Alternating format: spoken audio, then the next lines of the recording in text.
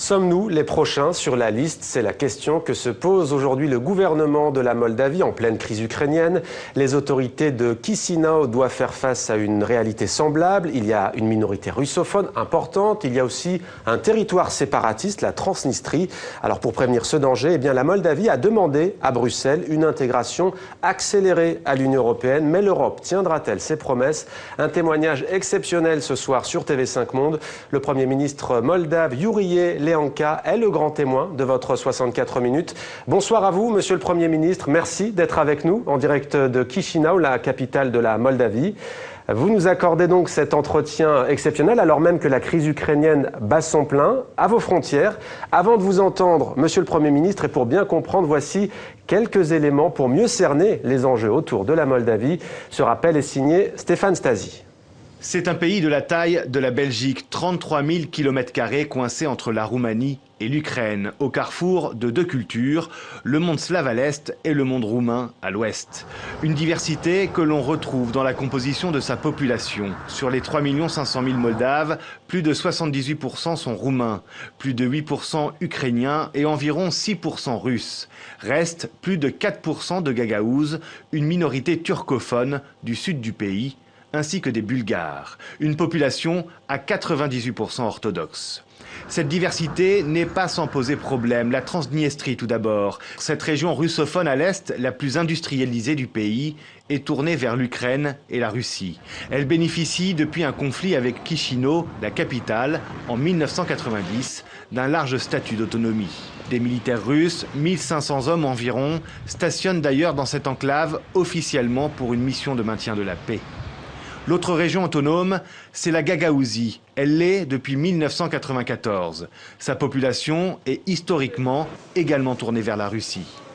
Là est donc la crainte que le scénario de l'Ukraine se répète. La volonté du gouvernement moldave de se rapprocher de l'Europe, d'intégrer à terme l'Union européenne, n'est pas vue d'un bon œil en Transnistrie, en Gagaouzie également, et par conséquent par Moscou.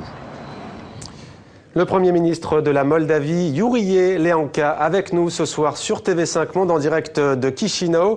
Alors on vient de l'entendre, hein, Monsieur le Premier ministre, vous avez plusieurs points communs avec votre voisin ukrainien qui est en train de se déchirer avec cette crise. Quel est votre point de vue sur ce conflit? Bonsoir en première place. Si j'ai bien compris, la question était sur la situation en Ukraine. Très bien, Monsieur le Premier ministre, c'est cela.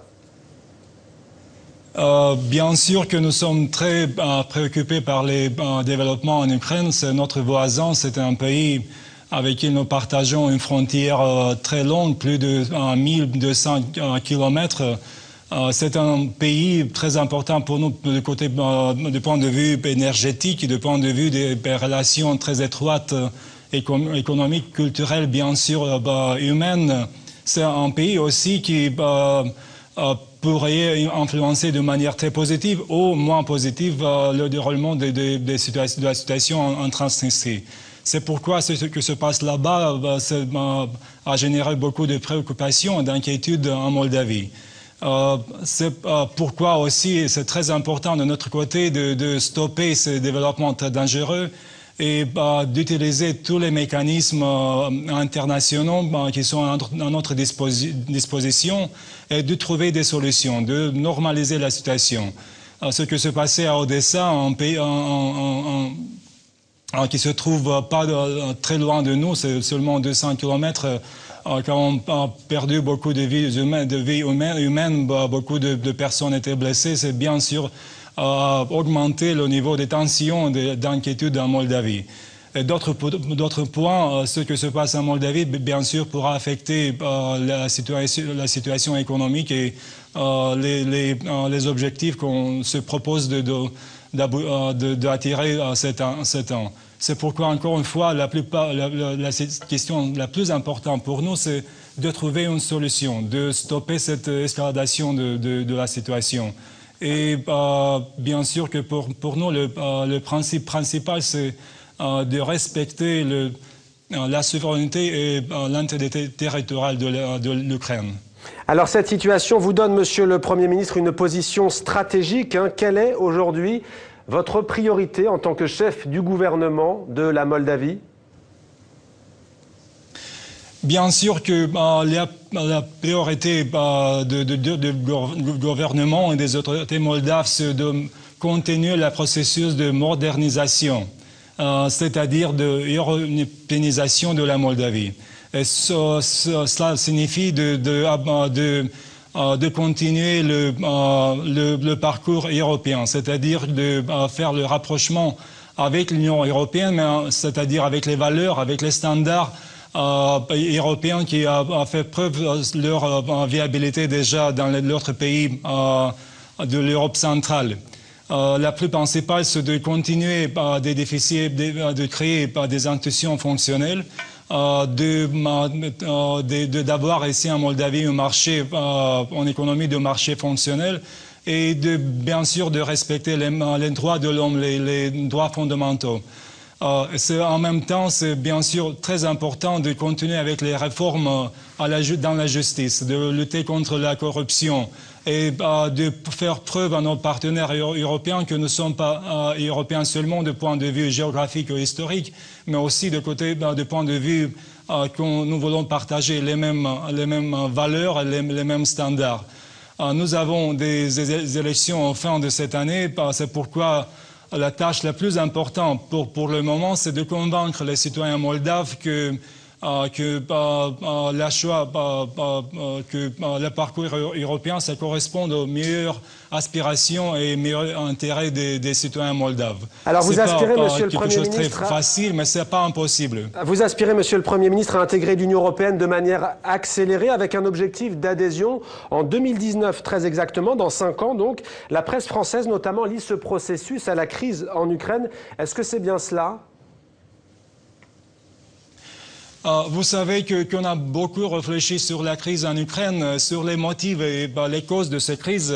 La leçon qu'on a apprise ici en Moldavie, qu'on devra faire des efforts et des réformes d'une manière beaucoup plus déterminante et plus motivante. Et pour nous, le parcours européen et l'intégration européenne, ça signifie encore une fois la modernisation de la Moldavie, de la société moldave.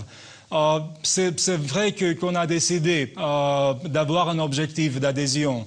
On a même parlé de 2019 comme un objectif quand la Moldavie pourra éventuellement devenir à part entière membre de l'Union européenne. Et c'est très ambitieux, mais ce n'est pas impossible de réaliser.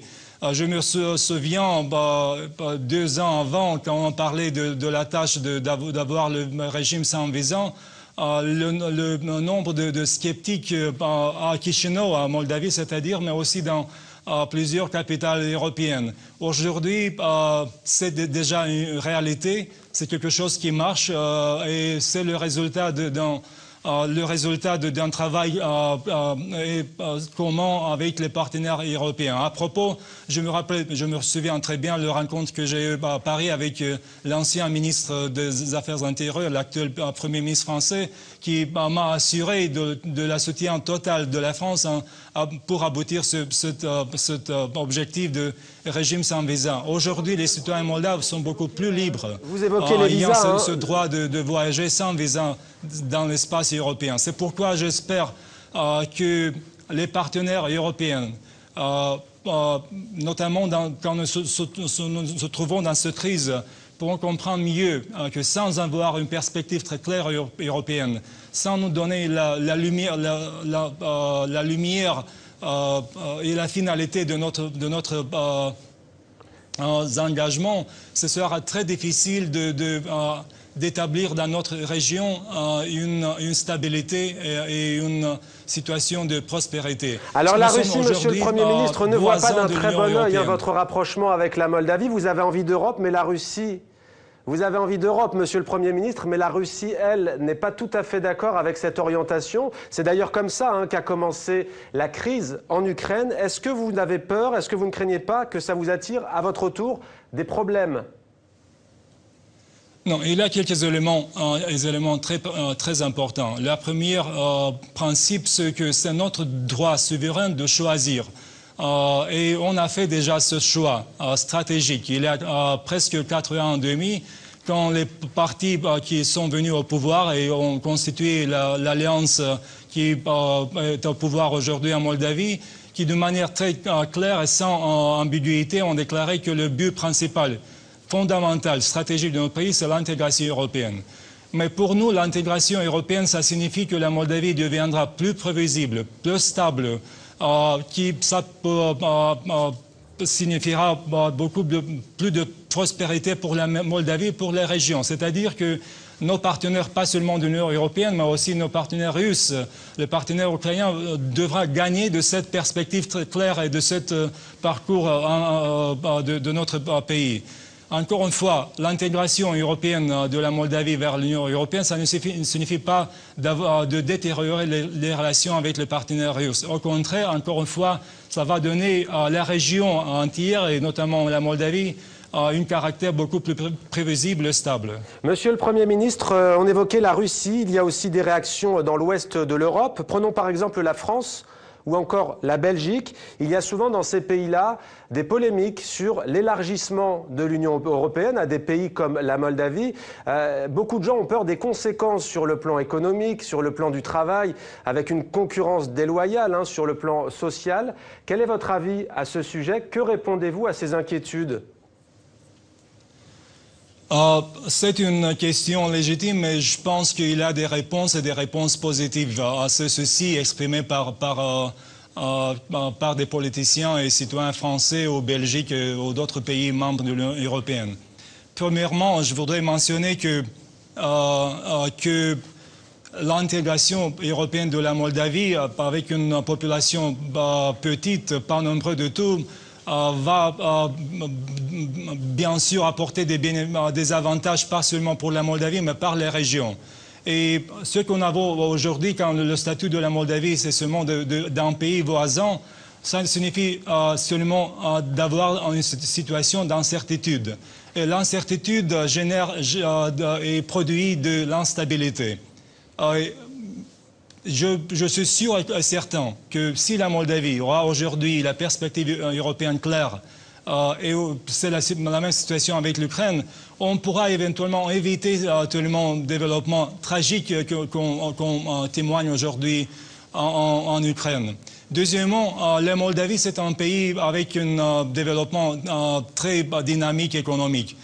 Et c'est le pays où il y a déjà des investissements français très importants dans le système bancaire, dans l'industrie et dans l'agriculture. Et c'est aussi, Yuri Leanka, un pays, la Moldavie, qui fait partie de l'Organisation internationale de la francophonie. Vous parlez très bien ce soir sur TV5 Monde la langue française. Quel est votre rapport à la langue française en quelques mots? En quelques mots.